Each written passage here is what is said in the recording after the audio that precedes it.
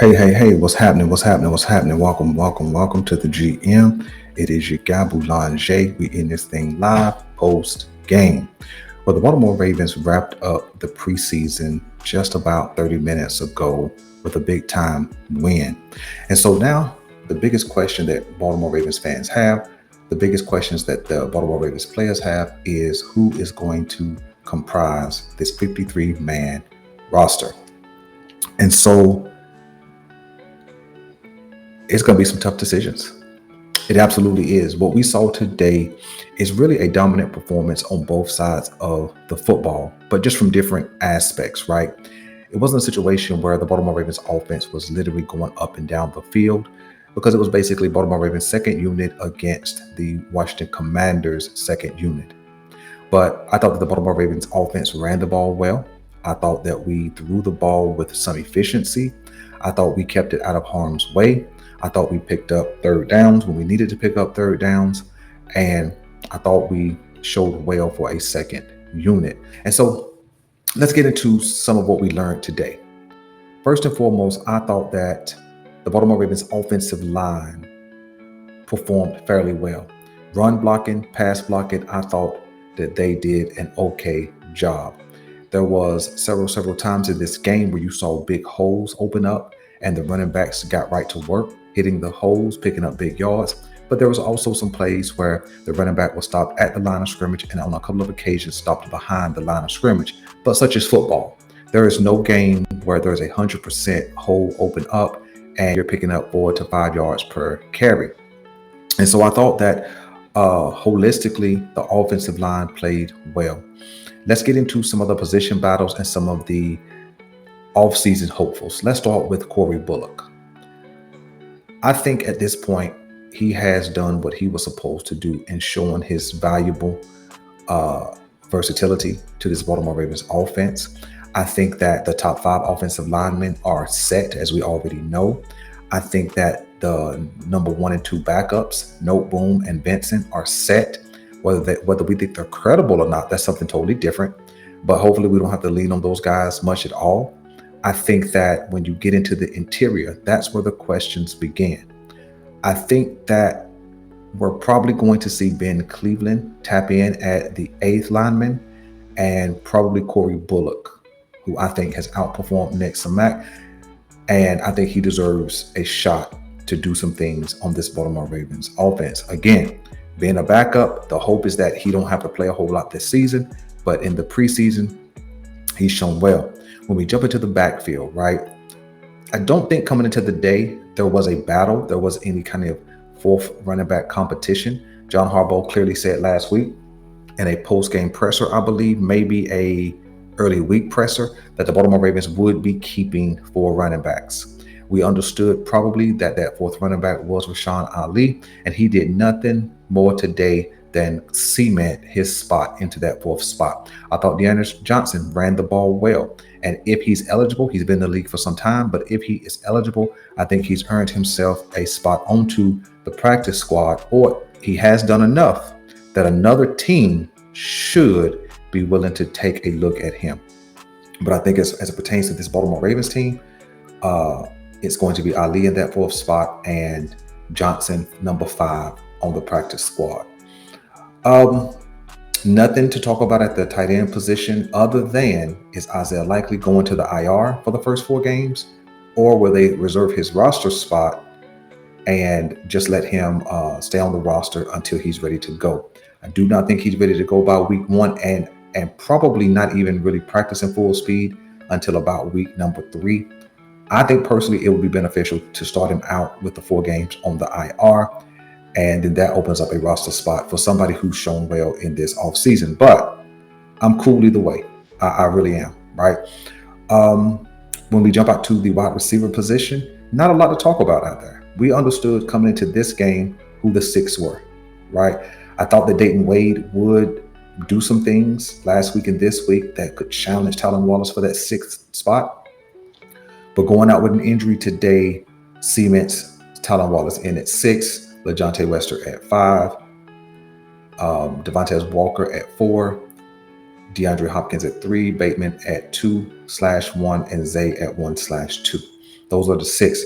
So when we look at how the offense roster is comprised, this is my projection, not necessarily name by name, but position group by position group. 9 offensive linemen, 2 quarterbacks. That's 11. 4 running backs. That's 15. 1 fullback. That's 16. I am going to say 3 tight ends. That's 19. And then 6 wide receivers. That's 25.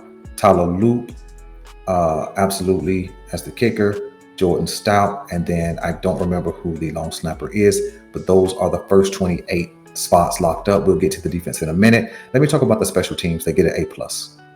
Tyler Loop is looking better and better. When we saw him in his first preseason game, when he missed the 46-yarder and then jumped back in and knocked down the 52-yard field goal, that's what you wanted to see. You wanted to see how he would respond in live game action to adversity, right? Then he comes out, does a good job in game number 2. Then he comes out in game number 3 and shows all the way out. 61, 52, excuse me for the noise.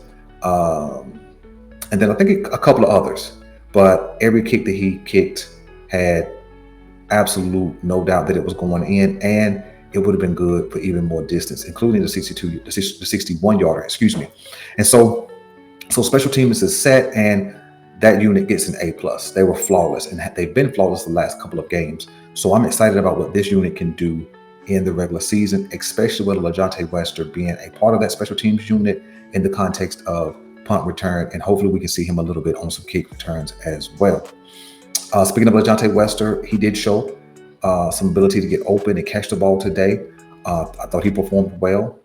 Let me see who else. Skill position guys. Talked about the running back. So I think that's it offensively. Let's jump to the defensive side of the ball. The defensive side of the ball is going to be really, really tough. When you take into consideration the 25 roster spots I assigned to the offense, plus the 3 special teamers, you only have 25 spots left for the defense. So let's start with the group that's going to have the least amount of players. That's the interior linebackers. And I think that's Roquan, Trent Simpson, Teddy Buchanan, and I believe that Jay Higgins has done enough to uproot and displace Hummel. I know that the Baltimore Ravens signed him as a special teams ace this offseason, but I think you have to go with upside. I think you have to go with talent, right? Can you find enough dudes to run down and hit on kickoff? Sure you can. Can you find enough dudes to run down and hit on the punt return or the punt team, excuse me? Sure you can. And so I think you have to go with the younger talent who could be even more serviceable if he has to be called into duty versus the wildly veteran. So that's what I think comprises the interior defensive line, interior linebackers, forgive me. Roquan, Jay Higgins, Trent Simpson, Teddy Buchanan. While I'm talking about the interior linebackers, let's talk about Trent Simpson, man, who played a really good game.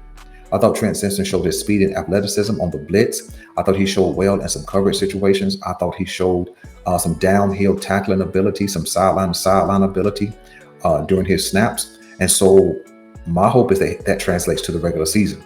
There is no reason why it shouldn't translate. So I think this 3rd season for Trenton Simpson, or is this his 4th? No, this is the 3rd season.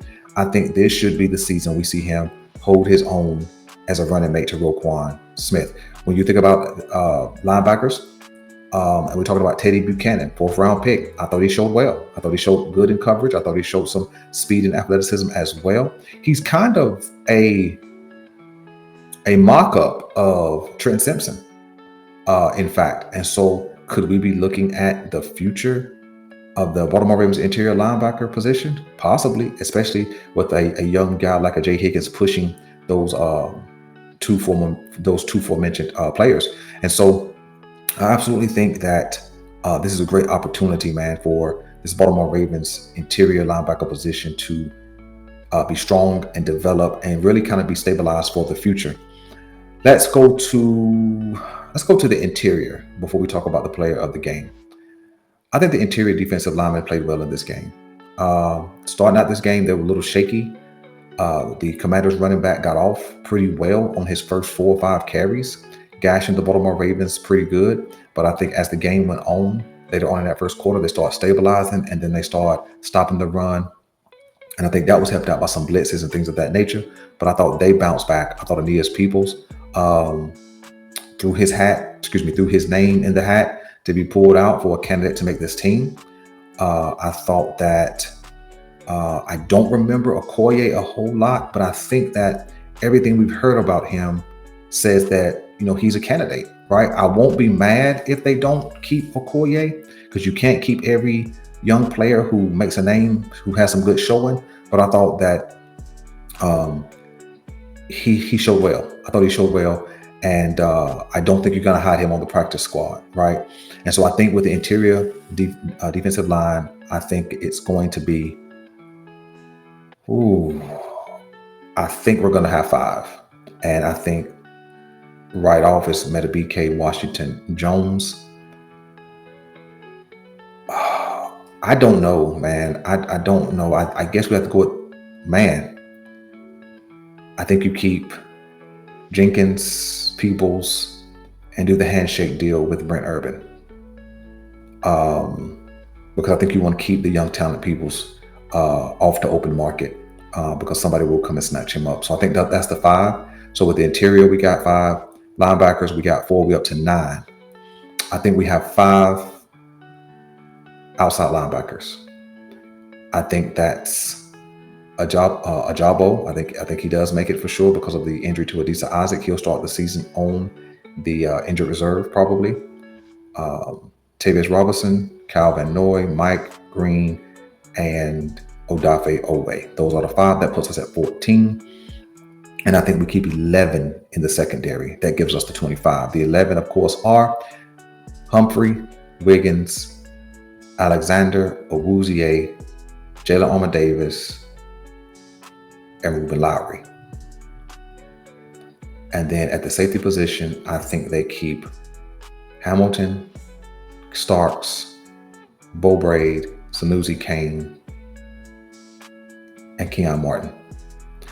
So let's get into a few players that played well, right? Jalen Armour-Davis played a really good game. He was good all game in coverage. Comes up with a pick. He has some pass deflections, and this is probably Jalen Armour-Davis' best offseason from start to finish. Now, the hope is that he can remain healthy during the season. I think he can contribute to this Baltimore Ravens team, especially with some of the guys ahead of him having some injury concerns. He also has an injury concern, but I think that he has momentum. He has momentum going into his 4th season, and I think that the Baltimore Ravens should be able to take advantage of the momentum that Jalen Armour-Davis has built up. I think Ruben Lowry has done enough to make it onto this roster. If we can keep him, and he just gets 1 year of experience, learning from Humphrey, learning from Alexander, learning from the NFL experience, I think that he could be a real option at the nickel corner for the next several years. I think he could be what the Baltimore Ravens wanted out of Arthur Millette. I really believe that. Keon Martin is probably the player of the game defensively for sure. He was just around the ball all game, good in run support, pick 6. He just read the ball, read the quarterback, picked that off and took it to the house. A guy who's been coming all off season, and I think he's finally arrived. If him and Ruben Lowry don't make the Ravens roster, he will not make it off waivers, and nor Ruben Lowry. They've done too much and performed too well. When you look at how I built this roster defensively, we could hold 11. We could hold 11 guys in that secondary, especially with some of, like I said, the injury concerns ahead of this young talent. We don't need before interior linebackers. I definitely see 5 interior defensive linemen and then 5 edge rushers. I think the injuries definitely have made some space for the young guys to stay on this roster. And when you really do the math, right, the Baltimore Ravens had 11 draft picks. Of those draft picks, 3 of them are going to miss the start of the season, 2 of which will miss the entire season. And then you have Garrett Dellinger, the 7th round pick, who we did not hear much from at all.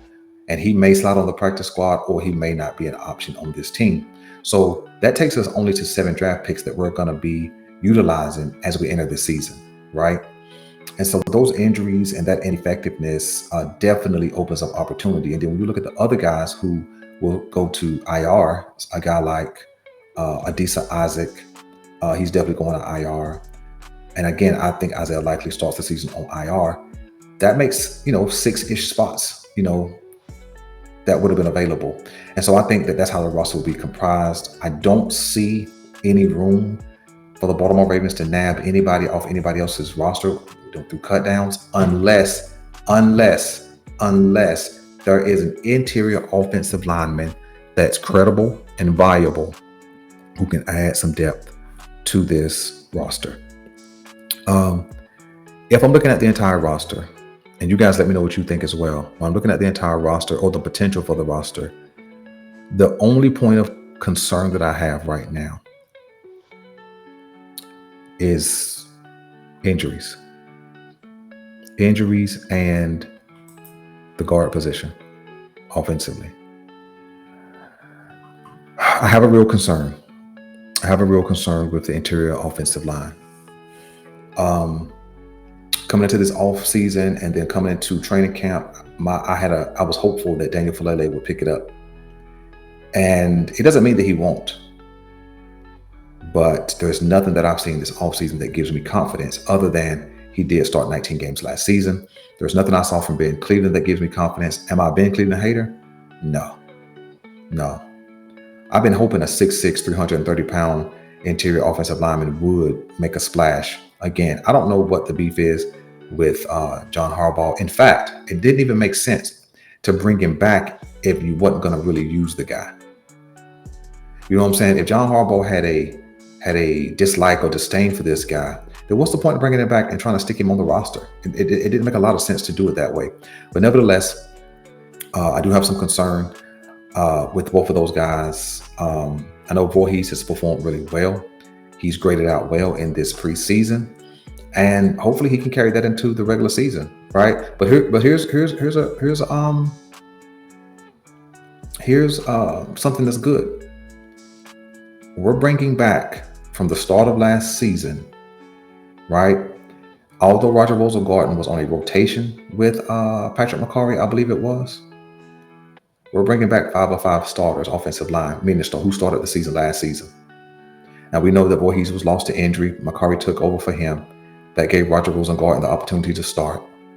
But there is a level of continuity that this offensive line will have. But I have to admit, I'm very, very concerned about the depth. If I'm the Ravens, I'm putting at least one offensive tackle and probably 2 interior linemen on the practice squad. And probably a couple of extra cornerbacks just for the sake of adding more depth, right? The guy they picked up, I can't even remember his name. They just signed him this week. He gets a pick this game, so shout out to him. I don't think that puts him on anybody else's radar. I don't think so. We may be able to slide him onto the practice squad as well. And so, man, excited, man. Listen, it's time for the regular season. 2 weeks from tomorrow, this thing jumps off. And so, man, I'm excited. I got a lot of different things coming up for the season.